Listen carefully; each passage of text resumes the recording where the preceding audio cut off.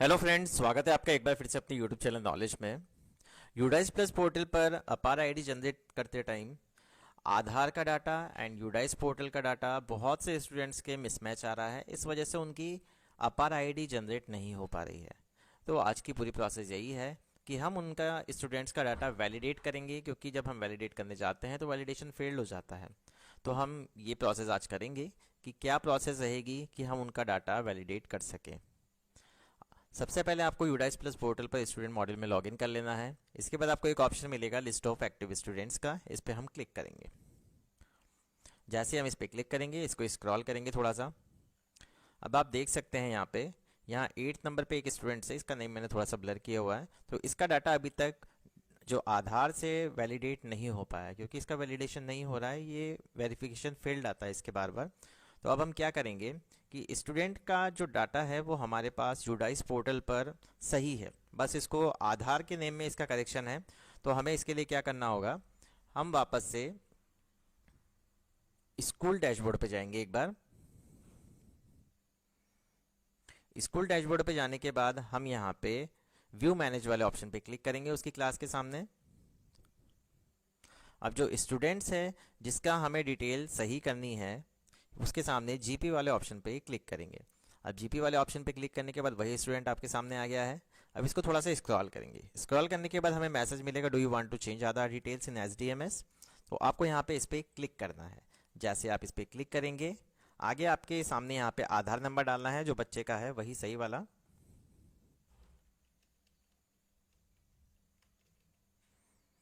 इसके बाद आपको यहाँ पे इसका जो सही नाम है आपके यूडाइस पोर्टल पर, क्योंकि आधार में गलत आ रहा है इसलिए यूडाइस पोर्टल पे डाटा मिसमैच हो रहा है, तो वो यहाँ पे आप उसका सही नाम डाल दीजिए। मैं यहाँ पे नाम मेंशन कर देता हूँ।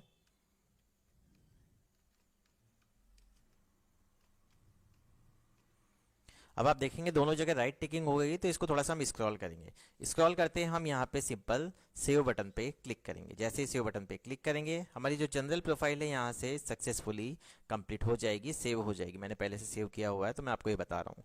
तो ये आपका डाटा यहाँ पे जो आपका यूडाइस पे आपका नाम है स्टूडेंट्स का, वो सही होना चाहिए। उसी के अकॉर्डिंग आपको यहाँ पे चेंज करना है। पहले आप ये चेक कर लीजिए कि आधार में डाटा जो डाटा सही है या यूडाइस में डाटा सही है। यूडाइस में डाटा सही है तो आप इस तरह से यहाँ पे उसको चेंज कर लीजिए।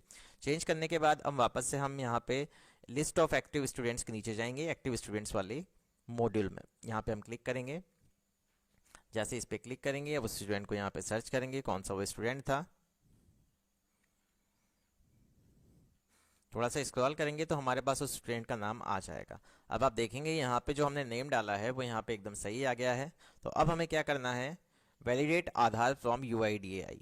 तो ये सिंपल एक तरीका है कि आप इसका वैलिडेशन यहाँ से कर सकते हैं। बट अगर ये वैलिडेट यहाँ से भी नहीं होता है तो इसका मतलब है स्टूडेंट के आधार में मेल फीमेल या डीओबी में करेक्शन है। नेम को तो आप यहाँ पे यूडाइस पोर्टल के अकॉर्डिंग अगर सही कर देंगे तो यहाँ पे इसका डाटा वैलिडेट हो जाएगा।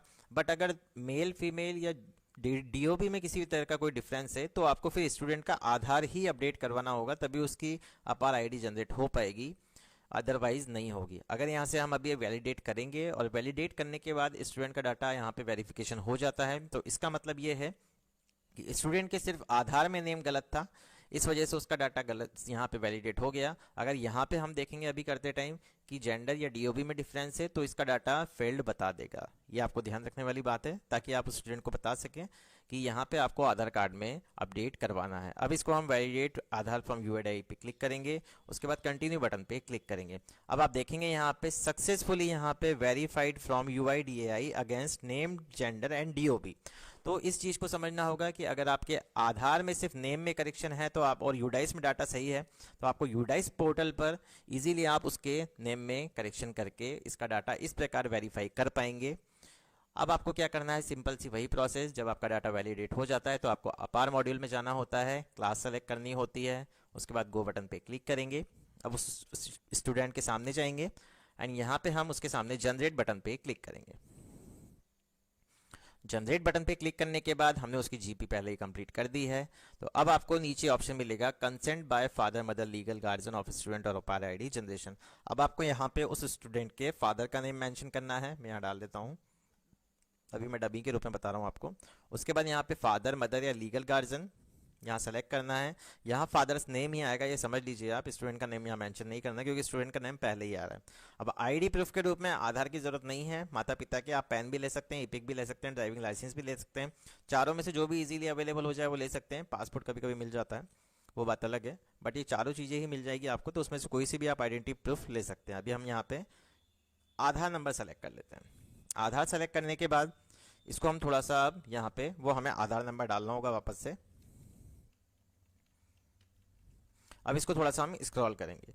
स्क्रॉल करने के बाद यहाँ पे हमें उस स्कूल का नेम डालना है जहाँ पे हम इस कंसेंट फॉर्म को भर रहे हैं, या प्लेस का नाम डाल सकते हैं, कोई सी भी जगह डाल सकते हैं जहाँ से आप उसको भर रहे हैं। डेट डाल लीजिए, कौन सी डेट है। यहाँ पे consent bye head of the school, head of the school का नेम आएगा एंड आपको सिंपल यहाँ पे सबमिट बटन पे क्लिक करना है। अब आपके पास मैसेज आएगा, are you sure want to generate APAAR ID with consent by father.